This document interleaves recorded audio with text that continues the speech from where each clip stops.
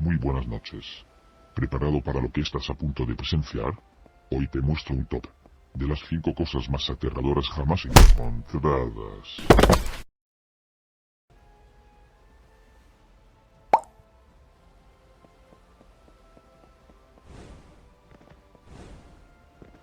Primeramente, hay que saber que las Copper Bombs aparecen en las altitudes.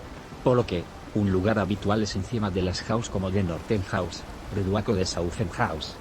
Me parece haber visto también en la montaña de Stepstones, o en las Islas del Cielo.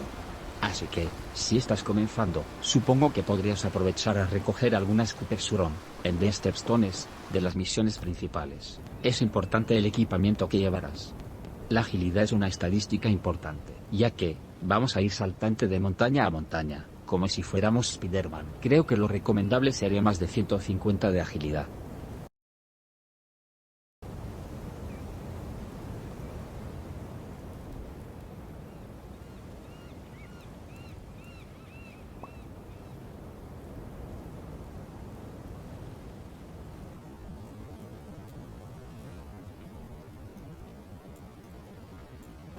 El equipamiento que llevo no es indispensable.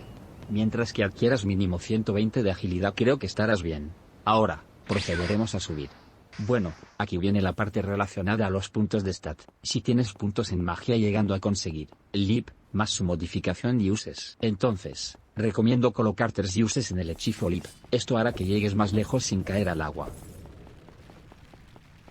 También, para el caso que tengas puntos invertidos en armas, recomiendo portar la Dual Swords o cualquier otra arma que posea la habilidad Sword Draw, Mirrored River, o Sword Draw, Flash Strike. No sé si sea ilusión mía, pero la primera habilidad Mirrored Draws parece llegar más lejos. También necesitarás Dodge Reflex.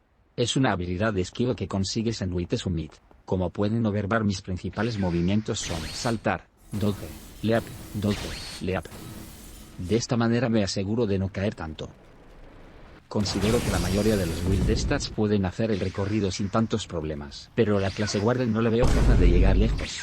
La clase Warden tiene el 60% de sus puntos en vitalidad, lo que nos deja 100 P para otros stats. Si nos vamos por el lado mágico, podría desbloquear Leap, pero no sus modificaciones. Así que no sería muy útil este hechizo para el viaje. Sin embargo, creo que es mejor tener Leap que nada. Ya que, para el lado de arma podría desbloquear Sword Draw, Mirrored River, pero sin los leaps no llegarás muy lejos.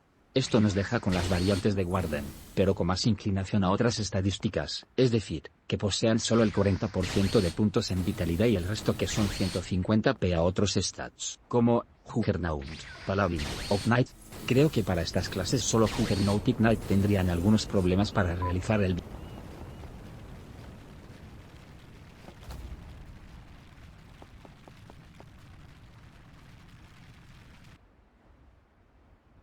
Oh my god, what the hell?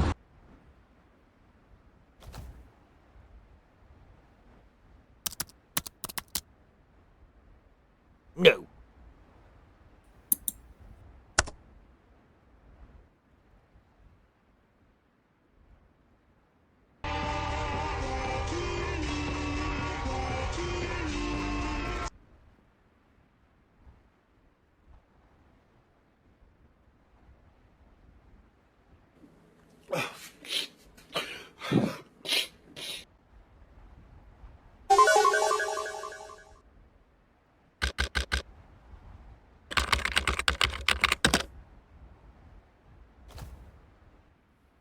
Tal vez te preguntes cuál es la importancia de los Copper Bombs.